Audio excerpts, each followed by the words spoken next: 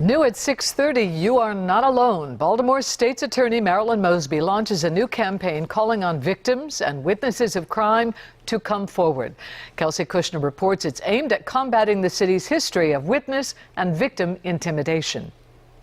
Well, Baltimore State Attorney Marilyn Mosby says that this new campaign allows her to tell victims and witnesses that it is safe for them to come forward. She says with these new billboards and ads put out, she can spread her message across the city.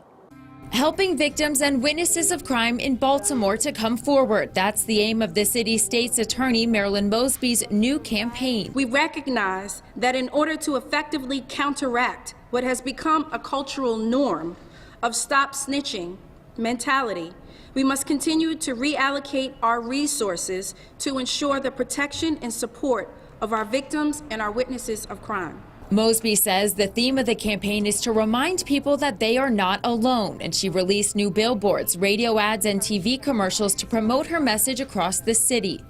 My commitment is to ensure that victims and witnesses of crime receive the support they need. Standing beside her was Marilyn Smith, whose son was killed in July of 2017, and Tom Vase, who lost his brother 4 years ago. Both were offered help and protection during their times of tragedy. I've received a lot of friendship and help from the people, the professionals here in the court, and they've helped me a lot and sat with me during a trial. Mosby tells WJZ last year alone, prosecutors dismissed more than 1/3 of the cases because of a lack of cooperation from victims and witnesses, or they just didn't show up to court. It's outrageous when an 83-year-old woman and senior can be shot in the streets and nobody, in broad daylight, and nobody wants to come forward. Her campaign adds more staff members and resources, relocation services, and online apps for families to track case information. We cannot get bad guys off the street